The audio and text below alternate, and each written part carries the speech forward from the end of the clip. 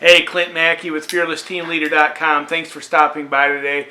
I wrote a blog post today about what I wish I knew before I started a business. These are different lessons I learned all the way along, not just through making my own business work and the different businesses and ventures that I've been into over the years, but also watching my friends succeed or fail and helping other people either buy or sell or just plain walk away from businesses over the years. So these are the tips I'm going to give you. There's only a few of them about things you need to consider before you start a business and before you commit your time, money, and energy into building a business, what you should do. The first thing is take time to think about what your business is going to look like and really what it's going to look like when you're done. Just because you have a good idea and a good product that you believe in doesn't mean it's going to make a good business model.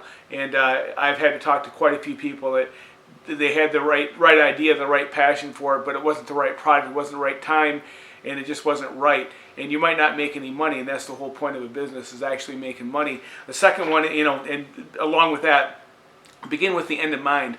Think about what the end is going to be for the business. If you're going to build it to sell it later on when you're done with it, so it doesn't just feed you. You can actually have an asset at the end. So think about what it looks like now, what you want it to be, and what it's going to be worth when you're done. I'm going to come back to that in a minute here. And think about the target market for your product, all that good stuff, but really kind of design it ahead of time. And you will need a business plan. That's how you're going to do this. You're going to write a good business plan, put it in writing.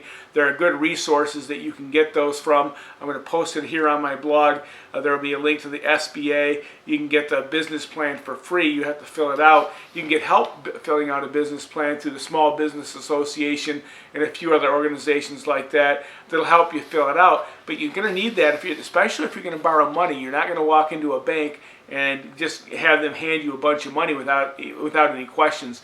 They're going to want to know your business model, what you're going to project for numbers, and all this other good stuff that's on a business plan. So really take the time to write out a good business plan so you can decide for yourself, again, whether or not it's a business plan that you're going to put your time, effort, and money into, and really have some confidence in that. And step number 2.5 is consult with your attorney and an accountant.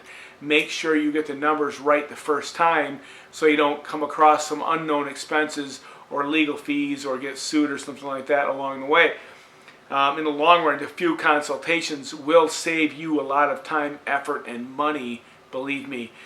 Number three is figure out the marketing plan and understand that what you're going to do. Everything is marketing. That is rule number one. Is everything is marketing, from the name of your business to the location, your business cards, especially your online social media product that you have, your image that you have. If you're not online, you don't exist anymore. You have got to be on the internet. If you're one of these people that's resistant to that idea, well, good luck with the business, because the first place people look is online and on your phone especially. So you need a good social media platform. You need to be able to reach out and touch people with email and a lot of different tools that I'm going to talk about in a later blog post as far as emailing people. But you need a good marketing plan to follow through with people, follow up and complete sales, preferably on autopilot if you possibly can. But make yourself a business that is online and has a really good solid marketing plan for direct mail, different medias that are out there, but especially online. And get your finances in shape. That doesn't just mean get a bunch of money or cash in your 401k, but get QuickBooks.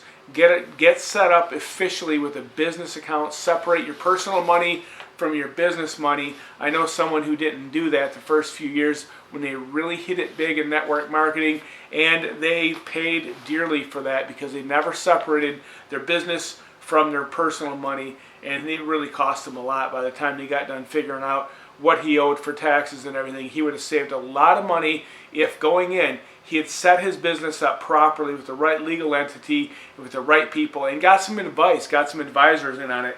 So, you're going to invite some of those people into your business. You're going to invite your attorney to look at everything, your accountant to look at everything, and make sure the money is right. And here's the other thing about the money. I've consulted so many businesses that started up, did really well, and they took that money and they shoved it in their pocket when they were done, and a lot of it was off the books. But the problem is when you go to sell that business at the end of your life or at the end of that business cycle, it's not worth anything if you can't show that you're making money with it. So no matter how good or cool or popular your business is, if you're not organized and can't show your books to somebody, two things can happen. One, you can get a call from the tax revenue people wondering where their money is and pay dearly because you didn't pay enough taxes on it, and your business is not worth nearly enough when you get ready to sell it out and cash it in. So make sure you do all that stuff. Make sure that you get organized and disciplined as well. What I mean by that is have systems in place. Make sure that everybody knows what's supposed to happen next. And if you're doing the business yourself, if you're it, make sure that you write things down the way you want them done, so that when you invite somebody else in your business as an employee or a partner, their compartmentalized roles are done and you can just turn the job over to them. And it's a process. You need procedures in place so that people are organized. And if you get hit by a bus or you have to step away from your business, somebody else can run your business. So you want it to be set up so that you can hire someone quite easily and have them just take over that piece of the business. So create a maintenance list, procedures manuals, all that sort of stuff, and evolve that. Make sure that it stays up to date all the way along through the process. And the last thing is set future goals and plans for your business. Understand beginning, start with the end in mind, is to understand what your objective is. Is it to grow revenues, of course, but how many employees do you want? Are you going to have other products involved? Start small, grow big, scale it out, and really set an eye for the future, what you think about you obtain. And if you're not thinking about it correctly, you won't obtain the right thing. So all of these things, front to back, begin with the end in mind, and all these steps along the way.